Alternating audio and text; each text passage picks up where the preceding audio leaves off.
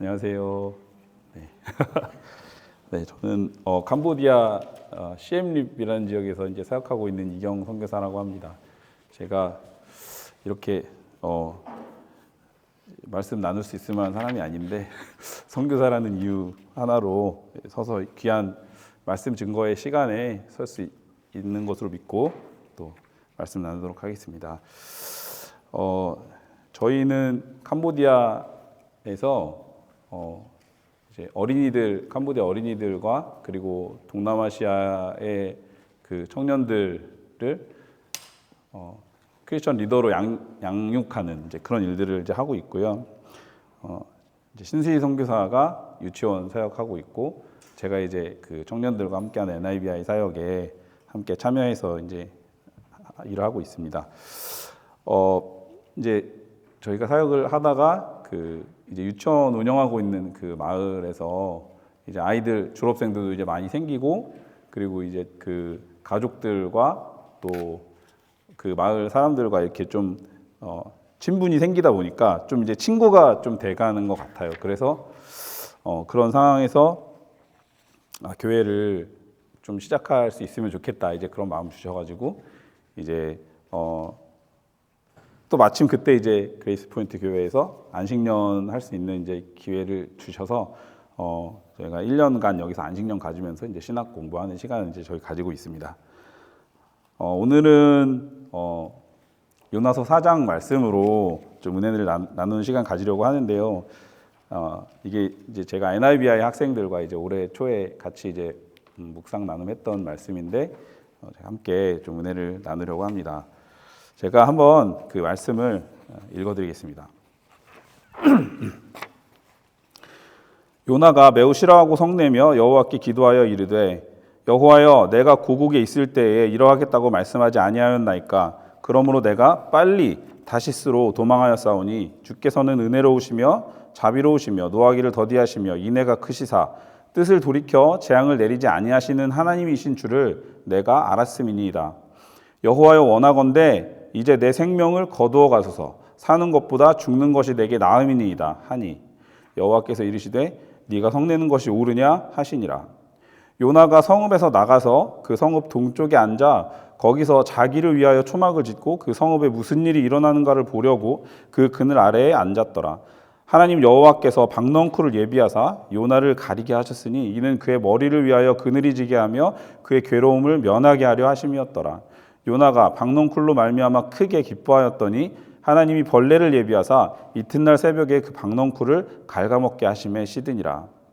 해가 뜰 때에 하나님이 뜨거운 동풍을 예비하셨고 해는 요나의 머리에 쪼임에 요나가 혼미하여 스스로 죽기를 구하여 이르되 사는 것보다 죽는 것이 내게 나으니이다 하니라.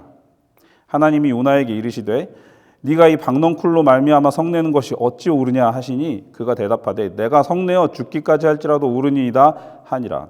여호와께서 이르시되 네가 수고도 아니하였고 재배도 아니하였고 하룻밤에 났다가 하룻밤에 말라버린 이 박넝쿨을 아꼈거든 하물며 이 큰 성읍 니느웨에는 좌우를 분별하지 못하는 자가 12만여 명이요 가축도 많이 있나니 내가 어찌 아끼지 아니하겠느냐 하시니라. 아멘. 네, 이 말씀을 이제 저희가 읽어봤지만 요나서 4장은 이렇게 시작합니다. 요나가 매우 싫어하고 성내며, 좀 약간 충격적인 네. 근데 이 첫 구절이 어쩌면 요나서 이 4장의 이 본문 이 본문 속에서 내내 계속 흐르고 있는 어떤 배경입니다. 요나는 화나 있고, 그다음에 하나님은 그 화나 있는 요나에게 그 뭔가 메시지를 전달하고 싶어 하시는 것 같습니다.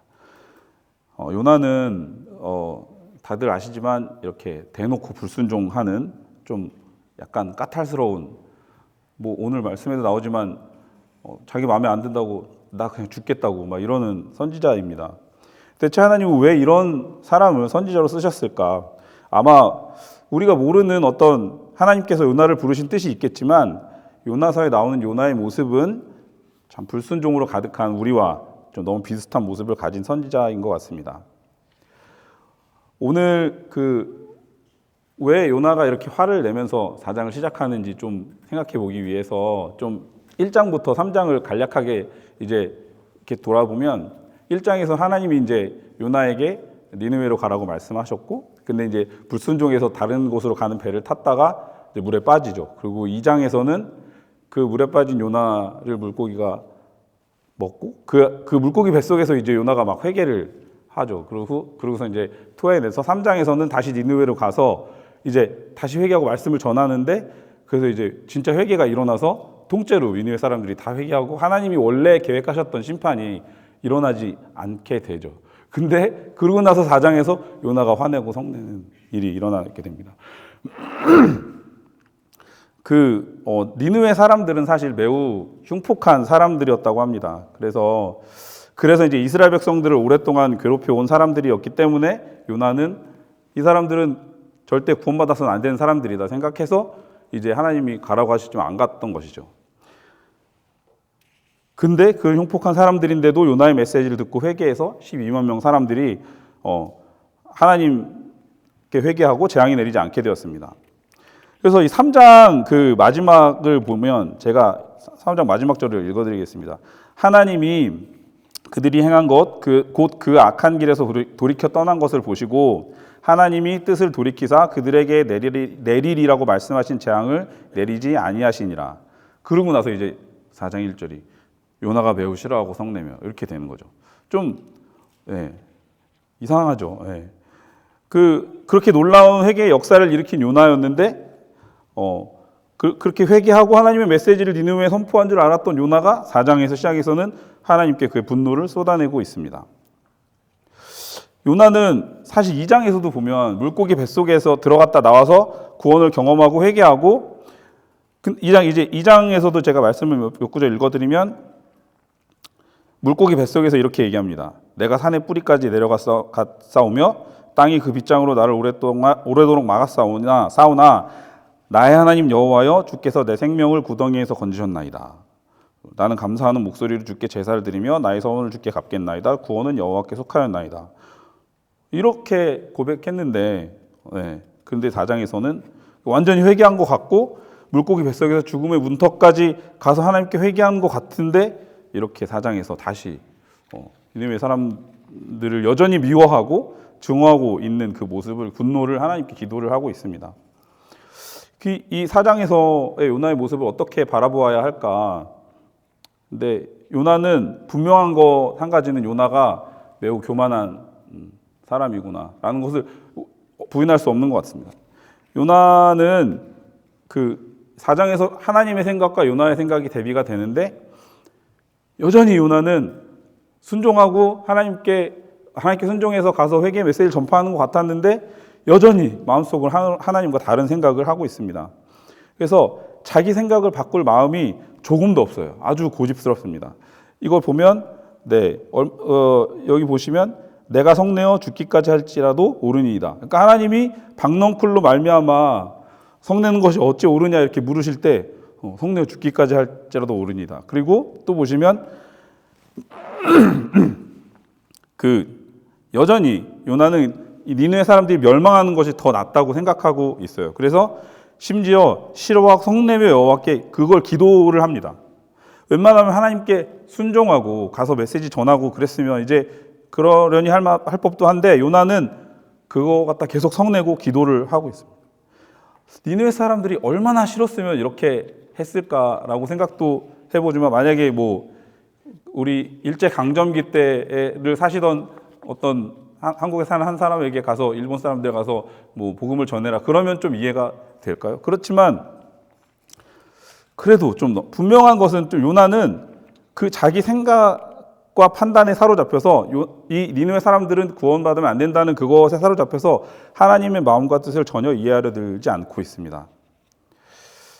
그럼 아니면 하나님과 너무 관계가 친밀해서 그냥 솔직하게 모든 말을 다 하는 것인가? 근데 그렇게 생각하기에는 그는 또 너무 그 하나님과 친밀하고 하나님을 사랑한다고 하기에는 너무 자기 고집을 꺾지 않고 있죠.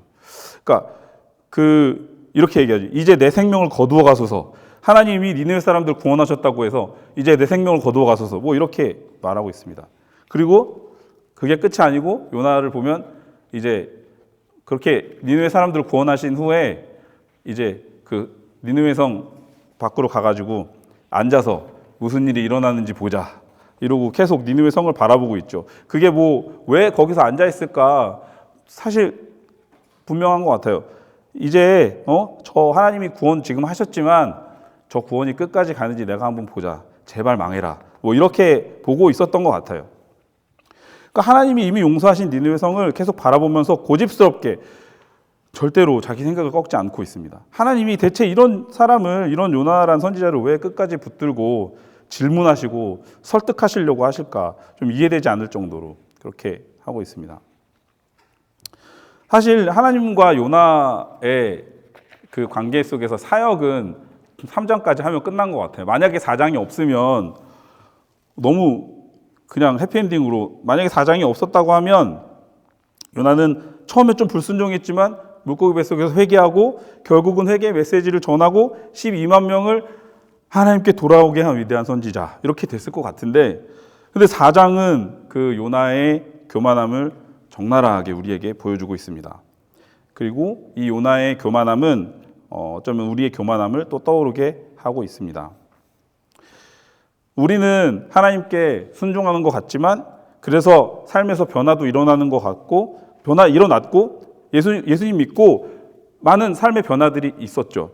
그렇지만 요나서 4장처럼 우리의 내면으로 들어가서 잘 살펴보면 우리에게도 요나처럼 하나님께 조금도 양보할 생각이 없는 부분이 있는 것은 아닌지 생각해 보게 됩니다. 어쩌면 이 4장의 이야기가 조금 더 현실적인 이야기가 아닌가, 우리 매일의 삶의 모습과 닮아 있는 것이 아닌가 생각하게 됩니다. 요나가 이 지긋지긋한 원수인 니느웨 사람들을 사랑하는 것은 쉽지 않았을 것 같습니다. 왜 그렇게 하나님의 사랑을 이해하지 못하나 라고 얘기하기에는 우리도 똑같이 매우 싫어하고 성내는 일을 매일매일 매순간 마음속에서 하고 있다는 것을 인정하지 않을 수가 없습니다. 미국에서는 제가 와보니까 3달 살았지만 운전을 되게 젠틀하게들 다 하시는 것 같아요. 그래서 운전할 때 마음이 좀 편하다 이런 생각을 하게 되는데, 제가 캄보디아에서 운전할 때는 이렇게 갑자기 저를 위협하는 차량들이나 오토바이들이 너무 많아가지고 앞과 옆과 뒤에서 막 이렇게 차와 오토바이와 자전거와 사람이 막 이렇게 지나갈 때마다 제가 솔직하게 말하면 매우 싫어하고 성냈습니다. 그들에게. 하나님께서는 캄보디아 사람들을 사랑하시고 구원하시지만 저는 그렇게 사랑할 수 없다고 느낄 때가 많았던 것 같아요. 공동체 식구들도 같이 이제 그 캄보디아에서 지낼 때도 마음에 들지 않을 때가 있죠. 그럴 때 그 사람들 사랑해야 되고 배려해야 되고 뭐 양보해야 되고 다 아는데, 하나님께서는 그들을 사랑하시지만 나도 저 사람들을 하나님처럼 사랑해야 되나? 나에게 이렇게 하는데, 이런 생각들도 마음속에 들어올 때가 많이 있었습니다. 그래서 이 요나의 기도가 참 너무 교만해 보이고 나랑 상관없어 보이지만 사실 많은 경우 나의 기도이기도 하다는 것을 깨닫게 됩니다. 하나님 물론 저 사람도 사랑하시고 구원하시겠지만 저는 정말 사랑하기가 너무 힘이 듭니다. 우리도 때로는 요나처럼 그렇게 매우 싫어하고 성내며 주님께 기도합니다. 그런데 그렇게 따지는 요나에게 하나님은 사실 답답하잖아요. 분노하거나 벌하거나 그렇게 하지 않으시고 하나님은 질문하시고 있습니다. 요나가 생각하게 하시려는 것 같습니다. 박넝쿨 사건을 주시면서 요나를 이해시키려고 하시는 것 같아요. 네가 성내는 것이 옳으냐라고 하는 그 하나님의 질문은 이 교만한 요나에게, 자기 생각을 조금도 굽힐 마음이 없는 요나에게, 그리고 우리들에게 하나님께서 하실 수 있는 어쩌면 가장 좀 자비로운 반응이 아닐까 생각이 됩니다. 그래서 우리는 생각해 보아야 합니다. 내가 성내는 것이 진짜 옳은가? 그래서 조금은 이렇게 당황스럽게 시작한 이 3장 뒤에 이어진 4장은 어쩌면 진짜 하나님께서 말씀하시고자 하는 진짜 제일 중요한 메시지가 들어있는 것이구나 하는 생각을 하게 됩니다. 만약 하나님께서 니느웨 12만 명 구원하시는 것이 그게 중요하다고 생각하셨으면 그냥 3장에서 끝나면 되는 것 같아요. 그런데 굳이 4장까지 와서 요나가 죽도록 분노하고 또 그렇게 분노하는 요나에게 네가 성내는 것이 옳으냐 이렇게 대화하시는 하나님을 보면서 어쩌면 하나님의 진짜 관심은 12만 명 아니라 요나 요나이구나 하는 생각을 하게 됩니다. 하나님은 나를 통해서 하나님의 일을 하기를 원하시지만 그보다 더 중요한 것은 어쩌면 어떤 일을 하는 것보다도 하나님의 마음을 같이 품기를 더 원하시는 것 같아요. 그래서 요나가 이렇게 죽도록 분노할 때 그런 요나를 그냥 내버려 두시지 않고 계속 요나에게 말씀하십니다. 말씀만 하실 뿐 아니라 그늘을 막 주었다 뺏으시는 이런 방법까지 사용하시면서 하나님의 마음을 어떻게든 설명해 주시려고 하고 있어요. 그래서 하나님 요나에게 이 박넝쿨을 아꼈거든 이라고 말씀하시는데 보니까 캘리포니아의 그 햇볕도 사실은 캄보디아랑 비슷한 것 같아요. 근데 캄보디아는 사실 습해서 더 힘들긴 한데 이 햇볕 속에서 그늘 없이 사실 있는 거는 사실 너무 힘들잖아요. 그래서 그 그늘이 없이 있는 경험을 하게 하시고 거기다 또 그늘을 주시면서 그러면서 이 박넝쿨을 아끼는 마음을 경험하게끔 요나에게 하나님은 그런 경험을 주시는 거죠. 그래서 그 뭔가를 아끼는 마음을 알려주시려고 하는데 그런 생각도 들었어요. 뭐 이제 그 캄보디아에서 너무 더운 날에 막 어떤 때는 소나기가 오면 밤에 잠을 그래도 좀 잘 수가 있어요. 근데 예를 들어 어떤 날은 소나기가 왔는데 다음 날은 안 오고 그랬다고 해서 사실 안 오면 좀 제가 뭐 요나처럼 너 죽겠어요 막 이렇게는 안 하지만 조금 섭섭하긴 하죠. 근데 어쨌든 하나님께서는 그런 요나에게 말씀하시는 거예요. 요나가 박넝쿨을 아끼는 마음과는 비교할 수 없을 만큼 니느웨 사람들을 아낀다고 말씀하십니다. 하나님은 계속 요나를 이렇게 설득하시고 있는 것 같아요. 하나님께서 창조하신 사람들이지만 안타깝게도 좌우를 분별하지 못하는 이 니느웨 사람들을 하나님이 얼마나 아끼시는지를 그 하나님의 마음을 요나에게 어떻게든 좀 알려주시고 싶어하는 것 같습니다. 그렇지만 그렇게 아끼는 니느웨 사람들보다도 어쩌면 하나님은 요나에게 더 큰 관심을 두고 계시는 거죠. 그러니까 사실 요나서 뭐 주인공은 요나입니다.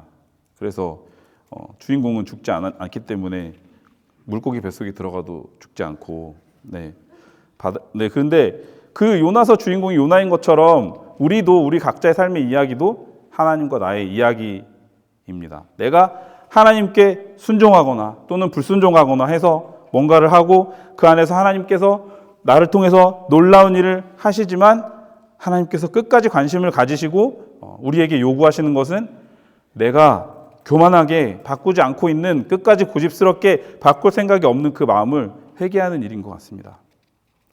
니느웨 사람들을 끝까지 증오하고 그 마음이 바꿀 생각이 없는 요나에게 내가 어찌 이들을 아끼지 아니하겠느냐라고 말씀하시면서 그 사랑을 계속 이야기하시고 있습니다. 그래서 요나는 그가 한 일로 보면 너무 훌륭한 사람인데 12만 명 회개시킨 놀라운 그리고 물고기 뱃속에 들어갔다 나온 놀라운 기적을 경험한 하나님의 선지자인데 그런데 3일간 물속에서 버티고 살아난 그런 선지자인데 그렇지만 그런 것들보다 더 중요한 건 하나님의 마음을 알아들이고 하나님과 같은 사랑의 마음을 품는 것이라는 것을 하나님께서는 요나서 4장을 통해서 우리에게 계속해서 말씀해 주시고 있는 것 같습니다. 그래서 요나서 4장을 통해서 하나님은 우리가 하나님과 같은 사랑의 마음을 품고 우리 이웃, 우리 주변에 한 사람 한 사람을 보고 있는지 우리에게 말씀하시고 있는 것을 우리는 알 수가 있는데 제가 요나 4장을 보면서 좀 제가 경험했던 걸 한 가지 좀 나누기를 원하는데요. 그게 이제 제가 오늘 그 말씀 하나 더 시편 95편 이제 말씀으로 좀 나누기를 원합니다. 제가 저희 유치원이 유치원에 있는 마을 사람들이 정부의 강제 이주 정책이 있어서 마을을 막 강제로 이주를 하게 됐어요. 그래가지고 이제 지금은 지금은 이제 건물이 지어졌는데, 그러니까 갑자기 그냥 마을을 이주해야 되는데 거기에서 새로 또 유치원을 시작해야 되니까 거기서 건축을 새로 해야 되는 거예요. 이제 갑자기 그렇게 해야 되는 이제 상황이 됐는데, 그래서 어떻게 해서 이제 이주를 온 거니까 거기서 부지를 어느 정도는 받긴 했는데 거기다 새로 이제 그 유치원을 지으려니까 사실은 굉장히 이렇게 되게 염려가 많이 되고 했는데 이제 아내와 다른 이제 선생님들, 캄보디아 선생님들이 가서 유치원 가서 이제 아이들과 이제 그 수업을 하고 있으면 저는 이제 기사로 가는 거죠. 저희가 뭐 유치원을 이제 아이들을 가르칠 수는 없고 가서 이제 그 수업을 하고 그러고 나서 이제 수업을 하는 동안 저는 그 저희 유치원으로 할당돼서 나온 그 부지에다가 차를 세워놓고 이제 기도를 하는 거죠. 그래서 기도하면서 그 시편 말씀을 읽었었는데 그때 읽었던 말씀 중에 하나가 시편 95편이었어요. 그때 그 하나님께서 저에게 좀 말씀하시는 것 같았어요. 어떻게 제가 저는 이제 그 땅에 건물을 지어야 되니까 기도를 했죠. 이 땅에 하나님 좋은 건물을 좀 지었으면 좋겠습니다. 그래서 이 건물을 지으는데 필요한 재정도 충분히 있어야 되고 그 다음에 여기에서 공부하게 될 학생들이 이 건물에서 하나님의 사랑을 받고 하나님 사랑 안에서 잘 자랐으면 좋겠습니다. 하나님이 유치원을 사용해 주십시오. 이렇게 막 기도했는데 근데 이제 그렇게 기도하고 이 시편 95편을 읽었는데 이 내용 중에 4절과 5절 말씀이 하나님께서 저에게 말씀하시는 것 같았어요. 제가 같이 읽어드리겠습니다. 땅이 깊은 곳이 그의 손 안에 있으며 산들의 높은 곳도 그의 것이로다. 바다도 그의 것이라 그가 만드셨고 육지도 그의 손이 지으셨도다. 저는 그 유치원을 새로 짓기 위해서 하나님께 기도했는데 근데 하나님의 응답은 이것이었습니다. 저는 유치원을 새로 지어야 된다고 그 필요를 막 얘기했는데 하나님은 세상 모든 것이 다 내 것이다. 이렇게 하시는 것 같았어요. 제가 유치원을 위해서 좋은 건물이 지어지고 그 건물에서 하나님이 기뻐하시는 일들이 일어났으면 좋겠습니다 라고 기도하는데 하나님의 응답은 뭐 내가 그 필요한 거 줄게 라든지 내가 뭐 이렇게 잘 진행시킬 거야 라고 이런 게 아니고 그냥 하나님의 응답은 다 내 것이라 이렇게 말씀하시고 있었습니다. 그래서 이 유치원도 내 것이고 이 유치원 땅도 내 것이고 이 유치원 선생님들도 다 내 것이고 학생들도 다 내 것이고 그리고 이 유치원을 위해서 기도하고 있는 너도 내 것이다. 이렇게 말씀하시는 것 같았어요. 그래서 이 땅 모든 것들이 하나님의 것이라고 하시는 그 하나님의 말씀 앞에서 그렇구나 이렇게 기도하고 있는 나를 이렇게 기도하게 하셨는데 그 기도하고 있는 나도 하나님의 것이구나 하는 생각을 좀 하게 되었습니다. 그리고 이제 7절을 보시면 내가 하나님의 것이기 때문에 나는 그가 기르시는 백성이고 그리고 그의 손이 돌보시는 양이라는 것을 말씀하시고 있습니다. 하나님께서는 우리를 돌보십니다. 그래서 하나님께서 보시기에 우리는 아마 분명히 양 같을 것이죠. 이 유치원이 하나님 것이면 그냥 유치원 주인이신 하나님을 그냥 돕는 청지기일 뿐인 것이죠, 저는. 그리고 만약 하나님께서 유치원 만약에 닫아야 된다고 하면 그냥 닫으면 되는 거고 만약 하나님이 유치원을 잘 지으실 계획이 있으시면 그냥 그에 필요한 것을 공급하실 것이고 실제로 그렇게 됐습니다. 지금 너무 감사하게도 지금 새로운 건물이 이제 잘 지어졌죠. 그래서 20편 95편 말씀으로 응답받은 후에 저는 유치원 건축 위해서 염려하지 않게 되었고 정말 가장 좋은 곳으로 저희 가정이 그곳에 있지 않더라도 그 자리를 넘치도록 가장 좋은 곳으로 채워주시고 있습니다. 그러면 하나님께서 주인이시면 나는 무엇을 해야 할까? 7절에서 8절에 나와 있는데 제가 읽어드리겠습니다. 그는 우리의 하나님이시요 우리는 그가 기르시는 백성이며 그의 손이 돌보시는 양이기 때문이라. 너희가 오늘 그의 음성을 듣거든 너희는 무리바에서와 같이 또 광야의 마사에서 지냈던 날과 같이 너희 마음을 완악하게 하지 말지어다. 하나님께서 주인이시기 때문에 하나님의 음성이 들린다면 마음을 완악하게 하지 말라고 말씀하십니다. 우리가 마음을 완악하게 하지 않아야 되는 이유는 우리가 그의 기르시는 백성이기 때문이죠. 그의 손이 돌보시는 양이기 때문입니다. 제가 유치원 건축을 위해서 기도했던 것들도 그리고 요나가 하나님 앞에서 이렇게 분노에 차서 하고 있는 기도죠. 그런 기도들이 어쩌면 양처럼 제 갈 길을 모르고 멋대로 하는 기도인지도 모르겠습니다. 그렇지만 하나님께서 저와 요나의 주인이시기 때문에 하나님께서 그렇게 기도하더라도 우리를 길러주시고 또 그 손으로 돌봐주시고 있습니다. 우리의 마음이 하나님 마음을 이해하도록 하나님 닮아가도록 계속 이끌어 주시고 있다는 것을 깨닫게 됩니다. 하나님께서 우리에게 필요한 것을 공급하실 것입니다. 그래서 하나님께서 우리의 창조자이시기 때문에 하나님만 우리에게 가장 좋은 것이 무엇인지를 아십니다. 우리의 창조주이시고 돌봐주시는 손이신 하나님께서 우리를 가장 좋은 길로 이끌어 주실 것입니다. 그래서 시편 기자는 우리에게 하나님의 음성이 들릴 때 우리에게 해야 할 일이 마음을 완악하게 하지 않고, 그래서 나라는 인간이, 요나라는 인간이 하나님께서 기르시는 양의 위치에 있다는 사실을 우리가 이해한다면 우리는 마음을 완악하게 할 수 없을 것입니다. 말씀을 마치려고 합니다. 요나서 4장에서는 하나님께서 요나에게 질문하시고 있습니다. 하나님 요나에게 뭔가를 4장에서 강요해서 이거 해라 저거 해라 말씀하시거나 그러지 않고, 요나가 성내면서 하고 있는 그 기도에 하나님은 다시 되돌려서 질문하시고 있습니다. 어쩌면 하나님께서는 오늘도 우리에게 질문하시고 있는지도 모르겠습니다. 내가 성내는 것이 옳으냐? 내가 어찌 이들을 아끼지 아니하겠느냐? 하나님의 마음을 이해하지 못하고 있는 요나에게, 또 우리들에게 하나님께서는 이렇게 질문하심으로 요나가, 또 우리가 무엇이 옳은지 스스로 결정할 수 있도록 기회를 주시고 있는 것 같습니다. 하나님의 마음을 품고 살아가는 삶을 스스로 결정할 수 있도록 하나님께서는 우리에게 질문하시고 있습니다. 하나님께서 나에게 매일 허락하신 삶의 순간들 속에서 내가 성내는 것이 옳은가? 그리고 내가 매일 만나는 주변의 모든 사람들을 볼 때 하나님께서 이 사람들을 아끼시지 않겠는가 생각해 보기를 원하시는 것 같습니다. 창조주이신 하나님, 그리고 그의 손으로 우리를 돌봐주시는 하나님의 돌보심 앞에서 완악하지 않고 부드러운 마음으로 하나님의 음성을 들을 수 있는 우리 모두가 되기를 진심으로 기도하고 축복합니다. 같이 기도하기를 원하는데요. 먼저 우리가 요나와 같은 교만한 사람인 것을 좀 회개하는 기도를 하기 원합니다. 그래서 요나와 같은 고집스러운 마음을 조금도 바꾸지 않고 싶어하는 그 마음을 좀 버리고 하나님의 음성을 들을 수 있는 부드러운 마음 주시도록 같이 좀 기도하시겠습니다.